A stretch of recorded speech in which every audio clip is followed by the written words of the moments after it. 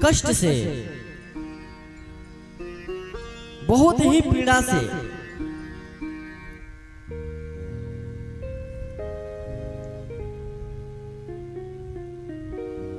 बच्चों का जन्म होता है। माँ जो होती है जन्म देती है बच्चों को बहुत ही कष्ट से।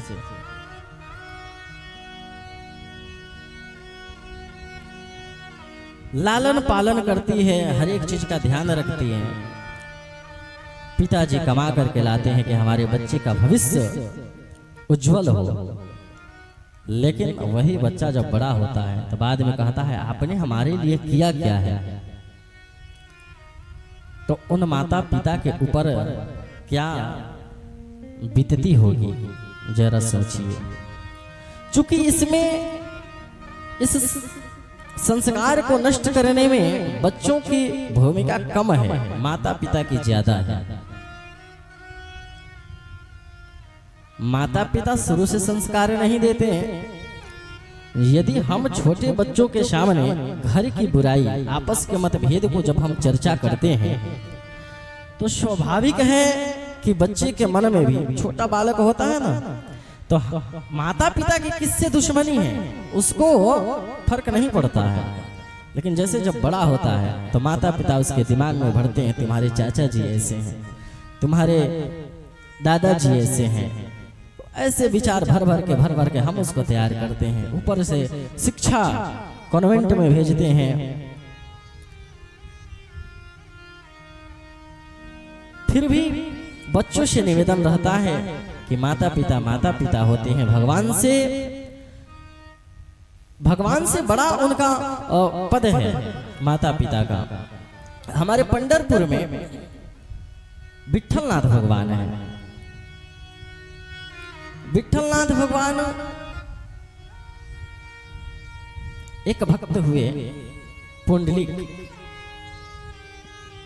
पुंडलिक भक्त विवाह के बाद में अपनी पत्नी के साथ में काशी घूमने के लिए आते हैं। काशी में एक विप्र बंधु के यहाँ एक पंडित जी के यहाँ विश्राम करते हैं। रात्रि के समय नींद खुलता है तो क्या देखते हैं पुंडलिक जी कि अनेकों दिव्य महापुरुष उनके घर में, कोई झाड़ू लगा रहा, कोई पोछा लगा रहा, कोई दिव्य पुरुष आकर के सेवा में लगे हैं। उन्होंने पूछा आप लोग कौन हैं, इतने दिव्य महापुरुष आप लोग कौन हैं? तो बोले देखो, किसी ने कहा हम इंद्रदेव हैं, किसी ने कहा हम वरुण देव हैं, बोले हम गंगा मैया हैं, हम सरजू मैया हैं, हम यमुना मैया हैं। बोले आप सब देवी देवता इनके घर में झाड़ू पोछा कर रहे हैं, क्या कारण है? बोले इसके पीछे का कारण केवल एक है कि हमारे जो पंडित जी हैं वो मात्र पितृ भक्त हैं। इनके मात्र पितृ भक्ति से हम प्रसन्न होकर के हम सब आकर के इनके यहाँ सेवा करते हैं। वो उसी समय अपनी पत्नी को लेकर के पुंडलिक जी वापस लौट गए और वापस आकर के उससे प्रेरणा लेकर के वापस आते हैं। वापस आकर के उन्होंने माता पिता की सेवा प्रारंभ कर दी।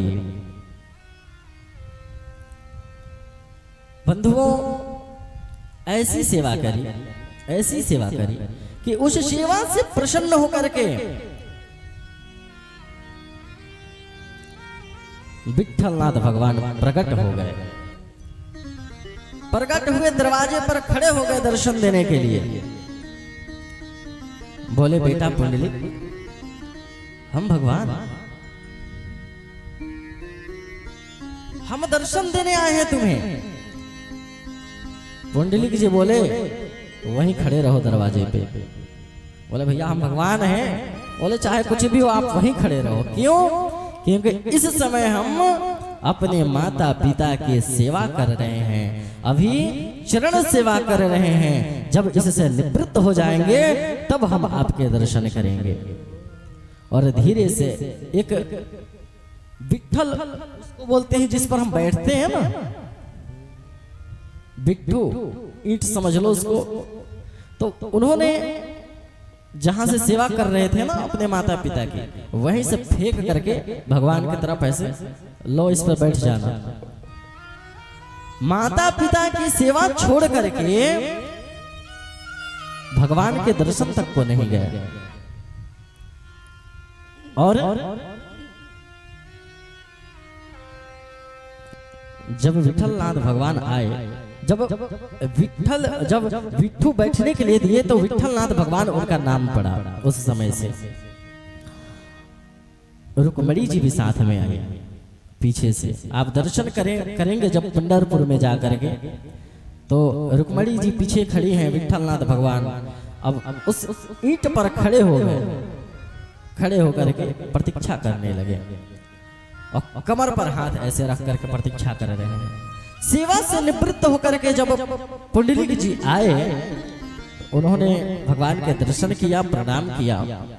भगवान बोले तुम्हारे मातृ पितृ सेवा से, तुम्हारी मातृ पितृ भक्ति से हम प्रसन्न है, तुम वरदान मांगो। तो बोले अगर प्रसन्न हो तो एक है वरदान है कि आप ऐसे ही दर्शन देते रहना। तो आज भी इसी अवस्था में कमर पर हाथ रखे पुंडरीकनाथ भगवान पंढरपुर में वैसे ही दिव्य दर्शन दे रहे हैं, वैसे ही खड़े हैं। आज भी दिव्य दर्शन होता है, बहुत भीड़ होती है, लाखों की पब्लिक आती है। मातृ पितृ भक्ति का ऐसा फल है, और उसको छोड़ करके अगर हम माता पिता को ठुकरा करके अगर हम सोचेंगे कि हम तीर्थ करें तो उसका फल मिलने वाला नहीं है। जब कुंभ लगा था ना, तो कुंभ के समय में सब लोग जा रहे थे स्नान करने के लिए। एक वृद्ध मैया थी, एक वृद्ध मैया थी। हमने पूछा कि माता जी आप नहीं गई? तो बोली हो कि महाराज श्री ये कुंभ में जितने जा रहे हैं ना, या जा रही हैं, ये वो बहुएं हैं जो सास ससुर को बाहर निकाल दी हैं और वहां नहाने जा रहे हैं। ये वो बच्चे हैं जो माता पिता को घर से निकाल दिए हैं, कुंभ नहाने जा रहे हैं। तो ऐसे कुंभ स्नान का क्या फल है? अरे कुंभ स्नान का फल तो तब मिलता जब, अच्छा ऐसे भी तस्वीर देखने को आए जहां पर एक बहू सास को पीठ पर बैठा करके ले जा रही है कुंभ स्नान कराने। उसको कुंभ का फल, वो स्नान नहीं भी करी होगी तो उसको कुंभ का फल मिला होगा।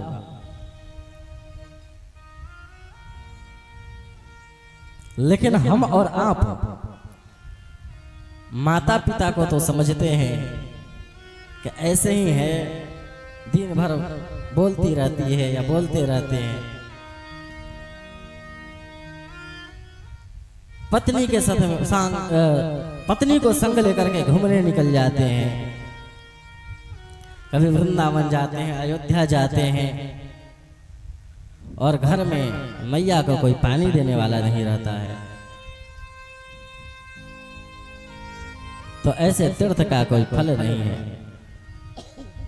माता पिता ने आपको बड़ा किया है तो आपका कर्तव्य है कि अगर हम बड़े हो गए, अब माता पिता वृद्ध हुए, तो जिस प्रकार से उन्होंने हमारा लालन पालन किया था वैसे ही लालन पालन हम भी उनका करें। सोचो उन्होंने कितना सहा था। भोजन बनाती थी, बच्चे परेशान करते, जैसे तैसे करके भोजन बनाती, कितना सहन किया, आपके कितने उदंड व्यवहारों को सहन किया। और आपको एक उनकी ज्यादा बुढ़ापा में ज्यादा बोलना पसंद नहीं आता है।